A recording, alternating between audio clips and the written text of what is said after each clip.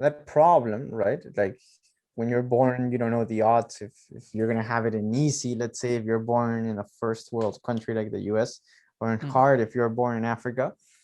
Like it's the consequence, I think, of again thinking that we are better than something or any other species, because I think we talked about this once, where many of these problems are a consequence because we think we're better than the rest of the animals, and we deserve rights, like everybody should have a right to live.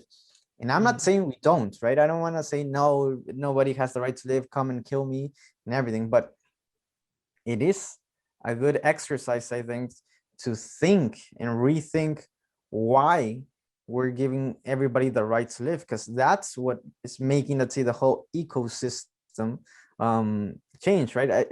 It's paradoxical, and I don't want to say that that nobody has the right to live, but it's funny, right? Because there's right now a trend where people say, hey, we have to be eco-friendly, you have to think about the products, that they don't just on animals, that yeah, environments. Okay, do you know that actually most of these problems are caused because we're giving the right for everybody to live, in other words, saying that we are better than other animals and that we can kill anybody.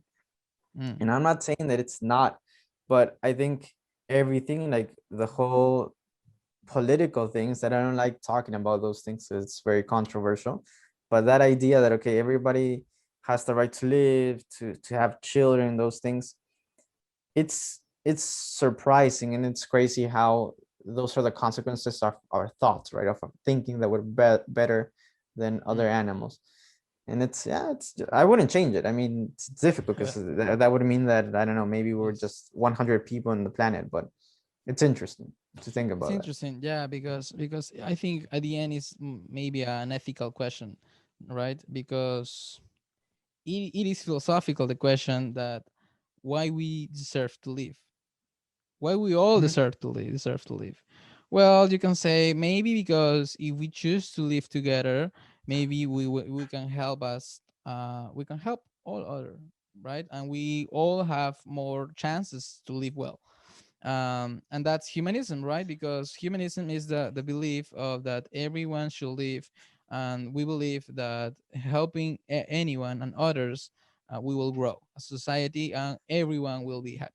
Okay, Mhm. so but okay, it's a great rule and it's a great belief, but you don't have to forget that it's a belief too. It's not based on how actually life works, because for example, you're taking this decision, but you are also misleading the consequences of doing that. Because if you are saying that, you will know that obviously there are going to be consequences, like for example resources, as you said. If you think that everyone has deserves to live, so you need more, like, and this is the paradox of Yuval in agriculture, when we think that okay, doing this decision we will be better, but we forgot, and this history tell us that those decisions of trying to be more like um, comfortable about our resources make us the need for more, and the need for more creates more complexity. And that's the way, because why we now have that level of complexity in our lives. We have states, we have norms, we have religion. So all of that, we don't have to just forget that are ideas, right? Yeah. They work, but they are ideas too. Like that's something tricky.